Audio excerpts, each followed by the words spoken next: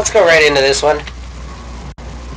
So welcome into game number 2 of the ace match between Team Kessel and the Benevolent Morons.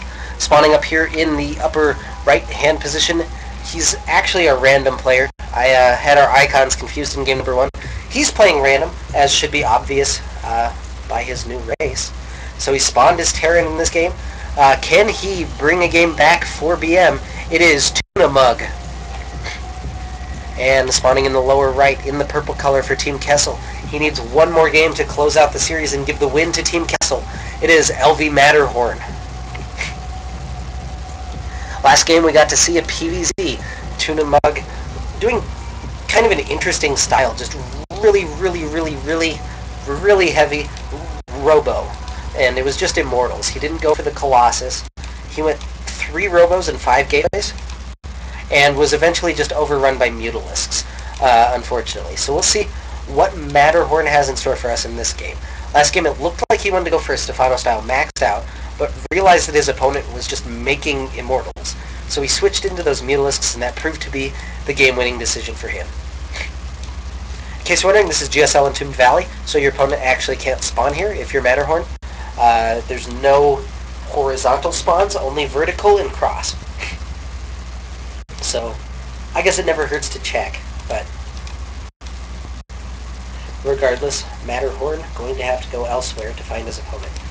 Tunamug is going to find his opponent first. So we'll see what he wants to do. Again, we've only seen him play Protoss so far. It didn't look like his strongest race, I would say. So we'll see if his Terran's a little bit better than that. Barracks nearly finished up. He's going for a quick gas geyser as well. And it will be important to stop this drone scout. And try and sell this as a 1-Rax expand.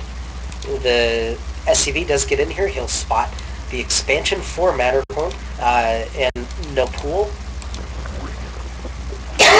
As of yet, he's kind of checking around. I'm not sure exactly what he's looking for yet. He hasn't gone in to see the pool, but I guess he saw how far along the hatchery was, so he can kind of assume that it was a 15 hatchery. Matterhorn is going to poke up here. He's not going to be able to get in. And this drone going to die for his efforts. So now Matterhorn has to be concerned. This is his vision. He has seen a barracks and 2 supply depots. This could be anything from a 1 barracks expand to something like a 3-1-1 all in. I'm trying to think of the opposite end of that. A 7 racks all in, I guess, 2. I was thinking a little more tech though. Is there like a 1-2-2 all in? I'd have to look that up. That would be Iacoic style, but not necessarily all in. Anyway, second barracks nearly finished up for Tunamug. He's going up to 3 very quickly. He should position his Marines out in front to deny any more scouting. Matterhorn should maybe be a little bit more active with his scout. He does have this Overlord back here, so we can suicide that in at some point.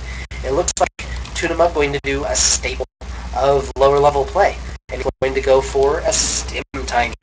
Oh, the glorious days of the stim timing. I have to say, stim timing got me into silver from bronze, and I still will break it out on occasion if I'm feeling ornery. LVMatterhorn knows that he's doing a ZVT, so we do see a queen opening from him. And playing against a random player or playing as a random player is a little bit more difficult because you have 3 matchups to prepare for in both cases. I would say it's a little bit harder on the random player just because you're playing 3 different races in response, so there's no adequate way to really simulate that except going on ladder and playing random a bunch. But then you're also going to get your other 6 matchups. So you need a good Zerg practice partner. You just need to repeat through games. Whereas for Matterhorn, he gets training against 3 races on the ladder all the time. So I would say it's a little bit harder to really crack down and prepare for as the random player. And we do see Marines moving across the map. There's 4 barracks done. They're just kind of trying to deny scouting, it looks like. And he does spot those Zerglings. That's a really good deny. And he only showed a handful of Marines. There were 6 of them that he showed. And that could still be a 1-Rax expand. If Matterhorn doesn't really have the vision of this area, so he doesn't know for sure if there's a command center there. Oh no, he's actually taking a 3rd base right now, and he'll need those minerals come right about now. There's 14 Zergs in production. His Baneling Nest just finished, I don't think he really suspects the pressure that's headed his way. Tunamug doing a really good job. He's got control of the center watchtower, and there's a whole ton of Marines just gathering up outside. Stimpack within 4 seconds of finishing now, and that'll be the move-in queue for Tunamug. And this doesn't look like it's going to last very long for Matterhorn. Zerglings go down very quickly.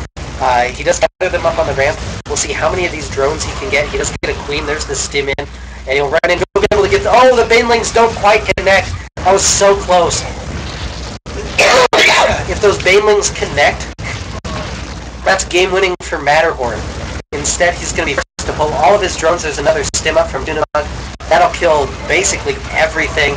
Workers killed now. 32 by these Marines. There's a couple banelings. Those are nice hits, but it's not going to matter too much. A little bit of stutter stepping going on. And there's the GG from Matterhorn. And a very, very quick game, too, as Tunamug takes it with the old-fashioned Stimpack timing attack. So congratulations to him. He ties the series up at 1 and forces the ace match of the ace match. We're going into game number 3 with the series tied up at 1. So don't go anywhere. We'll have game 3 between Tunamug and LVMatterhorn to decide the matchup between the Benevolent Morons and Team Kessel. Don't go anywhere. This is Meristematic Casting CTL.